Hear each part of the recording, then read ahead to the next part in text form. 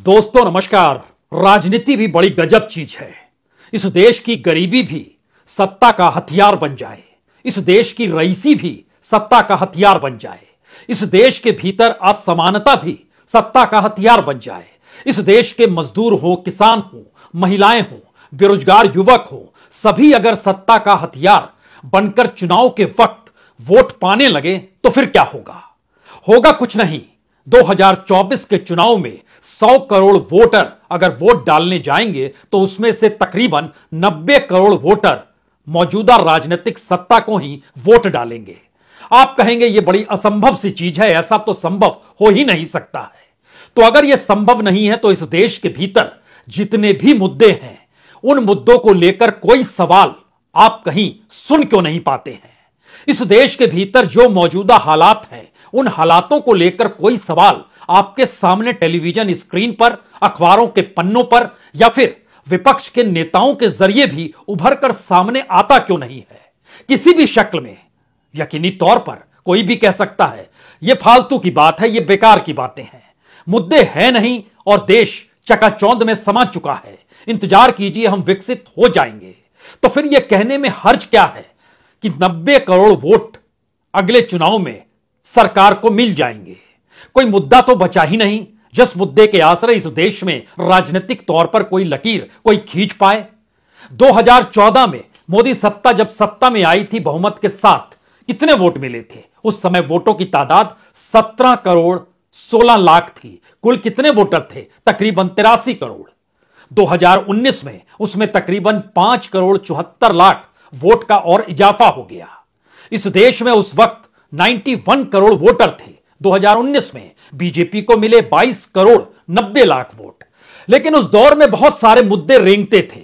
याद कीजिए तो 2014 के चुनाव में तो कांग्रेस की सत्ता के दौर के तमाम घपले घोटाले रेंग रहे थे और लगातार नारों की शक्ल में वह लोगों के जहन में चलते चले गए और बहुमत के साथ बीजेपी सत्ता में आ गई।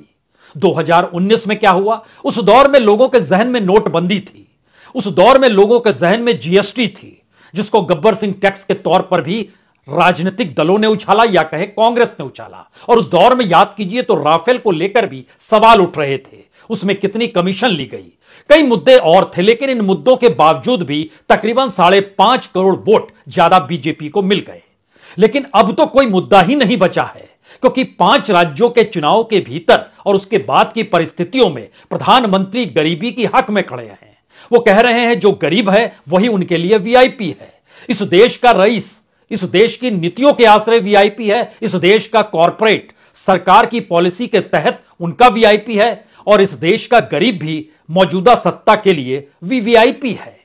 प्रधानमंत्री क्या कहते हैं? प्रधानमंत्री जब गरीबों की सेवा के लिए निकल पड़े हो और गरीब बोल रहा हो वाह वाह, तो हमें लगता है कि आज इस देश के भीतर में जितनी योजनाएं चल रही है उन योजनाओं के एक एक पन्नों को अगर सरकारी फाइलों के जरिए खोलिएगा तो आप कह पाएंगे कि वाकई 100 करोड़ वोटरों में से 90 करोड़ वोट तो बीजेपी के हक में ही जाएंगे। और यह दूर की बात है कि 300 सीट, 400 सीट या 500 सीट, इसका कोई मतलब बचता नहीं है, क्योंकि सामने वाले को लेकर कोई सवाल नहीं और सामने वाले का कोई सवाल नहीं। तो इन परिस्थितियों में फाइल जो सरकारी है उसके भीतर योजनाओं की फहरिस्त में किसे कितना लाभ हुआ है, हमें लगता है आज इसको समझ लीजिए, तब आप समझ पाएंगे यह आवाज क्यों लग रही है कि 100 करोड़ वोटरों में से 90 करोड़ वोटर बीजेपी के हक में हैं। और आप जो सोचते हैं कि आपके अच्छे दिन नहीं आए और बीते 10 बरस से आप सोच रहे हैं, तो यह आप भूल कर रहे हैं, क्योंकि अच्छे दिन आ चुके हैं। उसका एक नजारा हम आपको दिखाते हैं। गरीबों के बीच, इस देश के मुफलिसी के बीच प्रधानमंत्री गरीबों की सेवा करते हुए जब नजर आए और बोलें तो इसका मतलब बहुत साफ है, अच्छे दिन तो आ चुके हैं, आप समझ नहीं पा रहे हैं। तो सुनिए प्रधानमंत्री का लोगों से संवाद बनाते हुए यह कहना। दफ्तरों के दरवाजे तक बंद है, जिनको कोई नहीं पूछता है उनको मोदी सबसे पहले पूछता है। मोदी पूछता ही है ऐसा नहीं, मोदी पूजता भी है। मेरे लिए तो देश का हर गरीब मेरे लिए वीआईपी है, देश की हर माता बहन बेटी मेरे लिए वीआईपी है, देश का हर किसान मेरे लिए वीआईपी है, देश का हर युवा मेरे लिए वीआईपी है। मेरे परिवारजनों, देश में हाल में हुए विधानसभा चुनावों के परिणामों की आज भी बहुत चर्चा हो रही है। इन चुनाव नतीजों ने यह साफ कर दिया है कि मोदी की गारंटी में ही दम है। कुछ भी तो गलत नहीं कहा प्रधानमंत्री ने। इससे पहले किस प्रधानमंत्री में इतनी हिम्मत थी या इतनी ताकत थी या उनके पास इतना बड़ा बजट था कि इस देश के 81 करोड़ लोगों को मुफ्त में वह अनाज दे सकें? क्या इससे पहले कभी किसी प्रधानमंत्री ने ऐसा सोचा भी होगा? नहीं सोचा। क्या इससे पहले किसी प्रधानमंत्री ने सोचा कि प्रधानमंत्री किसान सम्मान निधि के तहत इस देश के 11 करोड़ 80 लाख किसानों के खातों में हर बरस 6,000 रुपए पहुंच जाएं और अब तक तकरीबन 2,60,000 करोड़ रुपए प्रधानमंत्री बांट चुके हैं? इससे पहले किसने सोचा? और इसी फहरिस्त में मुद्रा योजना इस देश के बेरोजगारों के बीच पैसा बांटने की परिस्थिति, क्या इससे पहले किसी ने कल्पना भी की होगी कि इस देश के 44 करोड़ 55 लाख युवाओं को इस देश में कर्ज सरकार ने नहीं दिया बल्कि मुद्रा योजना के तहत मदद दे डाली, और वो रकम 2015 से जो शुरू होती है वह 25 करोड़ 54 लाख रुपए की स्थिति में आ जाती है। यानी 25 लाख करोड़ से ज्यादा की रकम मुद्रा योजना में इस देश के 44 करोड़ से ज्यादा लोगों को दी जा चुकी है। इतनी बड़ी तादाद में जब पैसा दिया जा रहा है तो फिर, और सब पैसा जब लोगों तक पहुंच रहा है तो बेरोजगारी मायने कहां रखती है? बरस दर बरस सरकार के आंकड़े अगर देखते चले जाएंगे तो आप हैरत में आ जाएंगे। एवरेज निकालिएगा तो हर बरस तकरीबन 4 करोड़ लोगों को पैसा दिया गया और वो पैसा तकरीबन 3 से 4 लाख करोड़ के बीच का बांटा गया। इसके बावजूद भी आप बेरोजगारी का जिक्र करेंगे। अब तो आपके पास पैसा है, आप दूसरों को रोजगार दे पाने की स्थिति में हैं, तो फिर कैसी बेरोजगारी? और जिस बात का हमने किसानों को लेकर जिक्र किया, किसान सम्मान निधि, यानी सम्मान निधि सरकार दे रही है, प्रधानमंत्री बटन दबाकर आपके खातों में पैसा पहुंचा रहे हैं, और आपके भीतर कोई सवाल इस बात को लेकर हो सकता है कि आपके पास पैसा नहीं, आपकी आय नहीं बढ़ी और किसानों की आय दुगनी नहीं हुई? ये सवाल बेकार के हैं।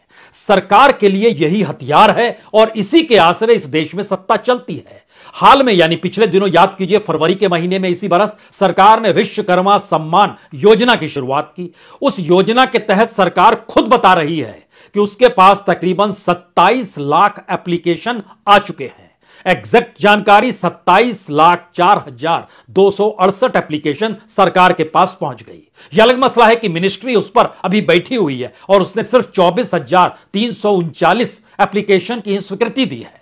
लेकिन 27 लाख का मतलब है कि इस देश के भीतर अलग अलग जगहों से, अलग अलग राज्यों के भीतर से इतनी बड़ी तादाद में हुनरमंद मजदूरों को पैसा मिलेगा, 10,000 रुपए से लेकर 10 लाख रुपए तक।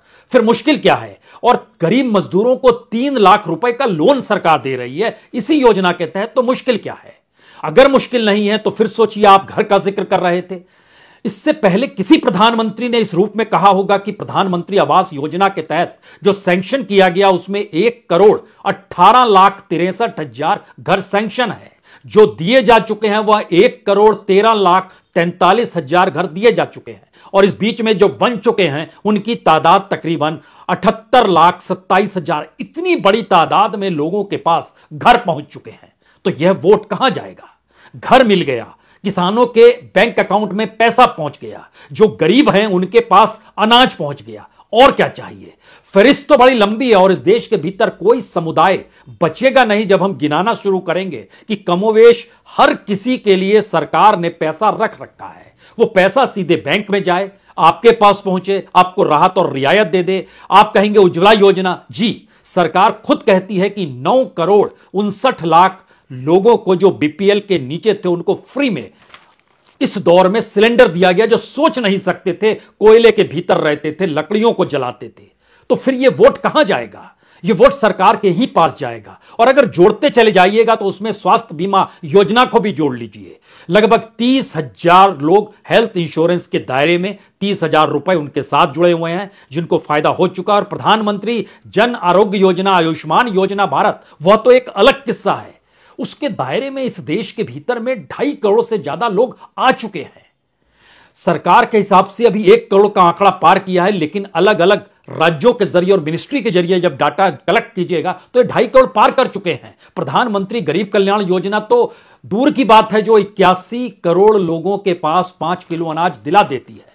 अगर इन योजनाओं को जोड़ना शुरू करें तो इसको वोटर में अगर आप तब्दील करना चाहते हैं तो इसको इस रूप में कर लीजिए कि जो गरीब कल्याण अन्न योजना है उसके दायरे में 20 से 25 करोड़ वोटर आते हैं, बाकी की उम्र 18 वर्ष से कम की है। प्रधानमंत्री आवास योजना के तहत जो वोटरों की तादाद आती है वो तकरीबन 5 करोड़ से ज्यादा की आ चुकी है। उज्ज्वला योजना के तहत हमने जानकारी दी, जाहिर है घर परिवार में रहने वाले पति पत्नी दोनों प्रभावित, तो उनका दायरा भी गिन लीजिए, वह भी उस लिहाज से समझिएगा तो 18 करोड़ लोग उसका भी लाभ उठा रहे हैं। किसान सम्मान निधि का हमने 11 करोड़ का जिक्र किया, मुद्रा योजना के जरिए 44 करोड़ लोगों का जिक्र किया जिनके पास पैसा आ चुका है। अगर इनको आप जोड़ना शुरू कीजिएगा तो 90 करोड़ वोटर सरकार को वोट क्यों नहीं देगा। और अगर वो वोट दे रहा है और उसके बाद भी आपके जहन में कुछ सवाल हैं तो उन सवालों का जवाब इस रूप में खोज लीजिए कि इससे पहले किसान खुश कहां था, मजदूर अपनी मजदूरी को लेकर कितना परेशान रहता था, मनरेगा के भीतर उसे काम नहीं मिल पाता था, महिलाएं घर से निकलती थी, काम नहीं, घर के भीतर रहे तो रसोई में अनाज भी कैसे जुटा पाए, इसको लेकर वो परेशानी के सबब में रहती थी। और तो और इस देश के बैंक, इस देश के इंस्टीट्यूशन सभी तो पटरी पर आ गए। कल तक आप जिक्र किया करते थे कि बैंक एनपीए में डूब रहे हैं, अब तो आप जिक्र कीजिए कि बैंकों के पास डिविडेंड यानी मुनाफा जो है बढ़ता चला जा रहा है। सरकार ने जो माफ किया वो तो सबको किया, सब्सिडी दी तो सबको दी। सरकार तो समाजवादी दृष्टिकोण से चल रही है, उसके जहन में यह सवाल कहां पर है कि किसको घर मिल रहा है, वो किस जाति किस धर्म का है। सरकार के जहन में यह कहां सवाल है जिसको गरीब कल्याण में अनाज मिल रहा है वो किस जाति धर्म का है। तो सरकार के जहन में कॉरपोरेट और रईसों को लेकर भी यह सवाल क्यों आए कि वो रईस और कॉरपोरेट है। वो तो इस देश के नागरिक हैं, उनको उनका हक दिया जाएगा, जो गरीब है उसको उसका हक दिया जाएगा। यह समाजवादी दृष्टिकोण एक दृष्टि से इस देश की इकोनॉमी ही नहीं, सामाजिक सांस्कृतिक अवस्था को भी एक ऐसे राजनीतिक जमीन पर तैयार करता है जिसमें सबके लिए बराबरी की परिस्थिति है। भूल जाइए उन परिस्थिति को जहां पर कुछ सवाल हुआ करते थे, क्योंकि कमोवेश हर विशेष तबके को लेकर और हर सामान्य तबके को लेकर सरकार ने योजनाओं की पोटली जिस लिहाज से खोली है वह आप उसके दायरे में नहीं आते हैं तो बताइए, तो लिख के दीजिए कि हम भी इस दायरे में आना चाहते हैं।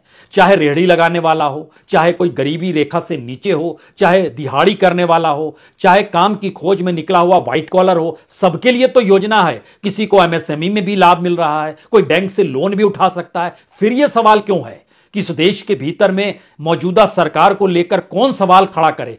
कोई सवाल ना खड़ा करे, क्योंकि योजनाओं की परिस्थिति को सुनिए। आपके पास पैसा है, मुद्रा योजना से पैसा दिए, फिर भी पैसा चाहिए तो हमने एक स्टार्टअप इंडिया शुरू किया, उसका जो सीड फंड है वो हम आपको देंगे और ये 2020 में शुरू किया गया।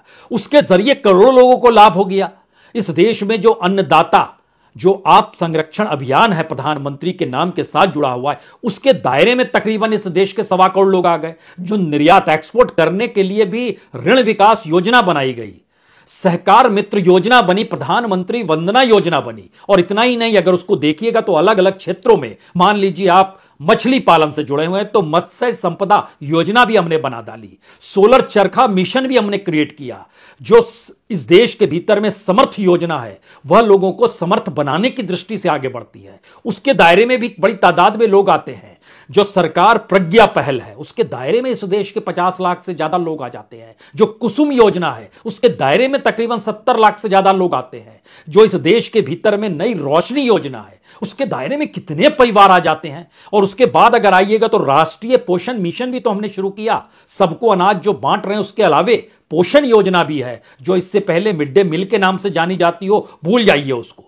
इसको देखिए, इस दौर में हर के लिए कुछ ना कुछ है। प्रधानमंत्री श्रम योगी मान धन, यह भी तो इस देश के लोगों के लिए है और उसकी तादाद में भी इस देश के हजारों हजार परिवार आते हैं। यहां तक कि अटल पेंशन के जरिए बुजुर्गों को राहत, वरिष्ठ नागरिकों को राहत, यह कौन देता था इस रूप में? इससे पहले कोई नहीं देता था, तो दिया जा रहा है। इस देश में प्रधानमंत्री जीवन ज्योति बीमा योजना, इस देश में उदय योजना, स्टार्टअप योजना, एकीकृत बागवानी विकास मिशन, यहां तक कि एसएजी यानी किशोरियों के लिए भी योजना है।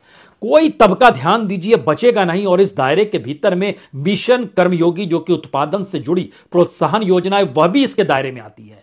बचा क्या? यहां तक कि जो लेखक हैं इस दौर में क्या लिखा जा रहा है, नहीं लिखा जा रहा है, भूल जाइए उसको। जरा सोचना शुरू कीजिए कि युवा लेखकों के लिए युवा योजना तैयार सरकार नहीं तो की। और जो शहर शहर आप घूमते हैं, गांव गांव घूमते हैं, यह इससे पहले किस सरकार के जहन में आया कि शहरों को स्मार्ट होना चाहिए, गांव को स्मार्ट होना चाहिए?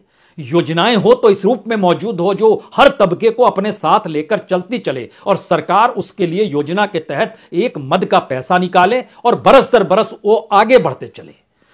इस दौर में एक सवाल मत कीजिएगा कि अच्छा एक और योजना आपने शुरू की थी लाल किले के प्राचीर से, जहां सांसदों को कहा था कि आप गांव को गोद ले लीजिए, वो संसद आदर्श ग्राम योजना थी, उसका क्या हुआ? उसका क्या हुआ? सांसदों ने कितने गांवों को बेहतरीन क्रिएट किया है, क्या इसकी जानकारी नहीं है? यहां तक कि बनारस के भीतर प्रधानमंत्री ने जिस गांव को गोद लिया वहां जाकर देखिए। और अगर वहां नहीं जा सकते हैं तो दिल्ली से बहुत दूर नहीं है पंडित दीनदयाल उपाध्याय जी का घर, मौका मिले तो उनके गांव में जाकर देखिए। कल तक वहां पर अंधेरा था, पानी नहीं था, लोगों को मुश्किल हालात थे, अब वहां पर चकाचौंध है। बताने की ही तो जरूरत है, और क्या बताने और जताने की जरूरत है? और इसके बाद भी आपके भीतर कोई सवाल बचना चाहिए क्या? यह सवाल इसलिए बड़ा महत्वपूर्ण है क्योंकि चुनाव के मद्देनजर इस देश में सफलता और असफलता का पैमाना देखा जाता है। जब आप सफलता और असफलता के रूप में नारे लगाते हैं और उन नारों का असर लोगों के ऊपर होता है, और इस दौर में लगातार अगर सूचना प्रदान करने वाले मीडिया का योगदान, सरकार द्वारा दी जा रही लाभार्थी योजना जो है उसको सुबह से लेकर रात तक जो चलाने की परिस्थितियां सामने आती है, उसमें आप अगले दिन मान ही नहीं सकते हैं कि आपको लाभ नहीं हुआ। आप कह ही नहीं सकते हैं कि आपके अच्छे दिन नहीं आए। यह स्थिति संभव नहीं है, क्योंकि हर योजना के साथ अगर यह तमाम चीजें जुड़ी हुई है तो सरकारी फाइलों के भीतर अगर इस देश की एक एक योजनाओं को आप रखते चले और उसके समानांतर वोटरों को रखते चलें तो 90 करोड़ लोगों तक सरकार की तमाम योजनाएं पहुंच चुकी है। ऐलान हो गया है, पहुंची है नहीं पहुंची है, यह सवाल मत उठाइए। ऐलान हो गया, पहुंच चुकी है, इस बात का ऐलान तो बाकायदा इस देश का मेन स्ट्रीम मीडिया कर रहा है, फिर भी आपको शक है। सरकार की तरफ से जो पीआईबी है उसके जरिए प्रेस रिलीज जारी होती है, वो जानकारी दे रहा है। सरकार के अपने तमाम मिनिस्ट्रीज की जानकारी आ रही है और उनके प्रचार के जरिए जो इस देश का एक बड़ा हिस्सा प्रचार पर है, जिसके पोस्टर अलग अलग जगहों पर चस्पा किए जाते हैं, इनकी जितनी बड़ी तादाद इस देश में सड़कों पर नजर आती है, उसमें आपके जहन में कोई असफलता का भाव नहीं आना चाहिए, नकारात्मक स्थिति नहीं आना चाहिए। बिल्कुल पॉजिटिव वे में चीजों को परखिए और समझने की कोशिश कीजिए कि इतनी योजनाएं, वो डिजिटल भारत हो या ग्रामीण भारत के भीतर के डिजिटलीकरण की स्थिति हो, वो स्मार्ट सिटी की परिस्थिति हो या गांव ग्रामीण परिस्थितियों के बीच उसके स्मार्ट बनने की सोच हो, किसी भी स्तर पर एजुकेशन को लेकर, हेल्थ को लेकर, बैंक को लेकर, इस देश के इंस्टीट्यूशन को लेकर कोई सवाल होना नहीं चाहिए, क्योंकि ये सारे सवालों का जवाब तो अपने आप में सरकार की योजनाएं बाखूबी बताती है। और अगर हम 5 किलो मुफ्त अनाज जो दिया देश में बांटा जा रहा है, अगर उसको एक क्षण के लिए माइनस कर देते हैं तो सीधे तौर पर सरकार की योजनाएं जो पहुंचती हैं वह तकरीबन 35 से 45 करोड़ के बीच रेंगती है, और उसमें जो अपरोक्ष तौर पर जिनको लाभ हो रहा है उनकी संख्या तकरीबन 20 से 25 करोड़ के बीच पहुंचती है। और अगर इन सब को जोड़ दीजिएगा तो इस देश के भीतर में जो वोटर है वो 90 करोड़ पर आकर सुई टिक